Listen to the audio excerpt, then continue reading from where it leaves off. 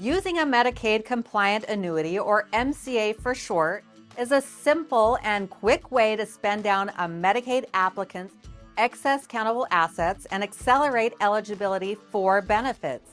When Medicaid planning for a married couple, the most common strategy is to fund their excess countable assets into an MCA for the community spouse.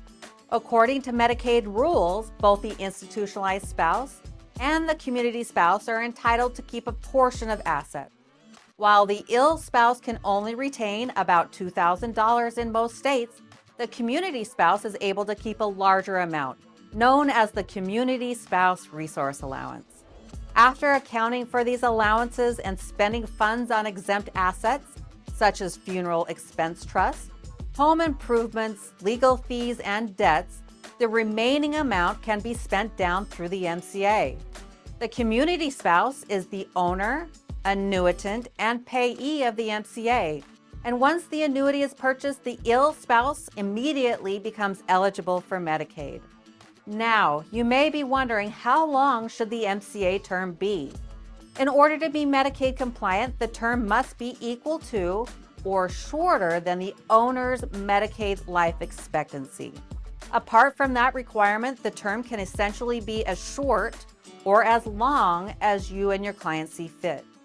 You may consider a longer MCA term if the community spouse would be eligible for an income shift from the institutionalized spouse under the monthly maintenance needs allowance rules.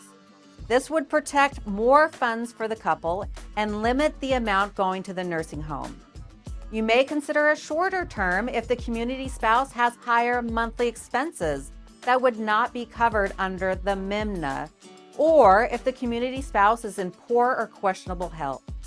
The goal is for the term to end before the community spouse passes away or enters a nursing home. That way, the couple can avoid estate recovery on the MCA. We work with insurance carriers who offer MCA terms as low as 2 months in most states. That said, we typically recommend the term not be so short that it creates an unreasonable amount of income. Although purchasing an MCA for the community spouse is our most common strategy, there are a few scenarios in which the couples may benefit from funding an MCA owned by the institutionalized spouse. If both spouses have low monthly income and all or most of the institutionalized spouse's income would be shifted to the community spouse under the MIMNA rules, the couple may want to consider this strategy. The benefit of this option is the community spouse can be named primary beneficiary ahead of the state Medicaid agency. So if the ill spouse predeceases the annuity, the community spouse can cash out the contract or continue receiving those payments. Another situation where the institutionalized spouse may purchase the MCA is if they own a countable IRA.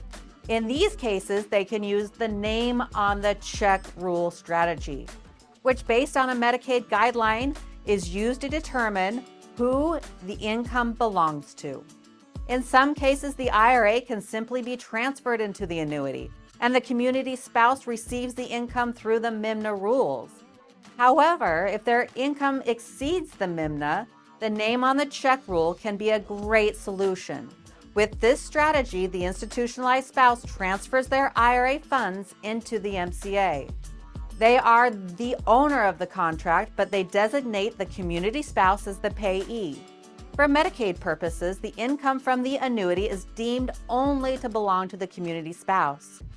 Bear in mind, the success of this strategy does vary by state. For more information on planning for a married couple or for a complimentary case analysis, contact our office.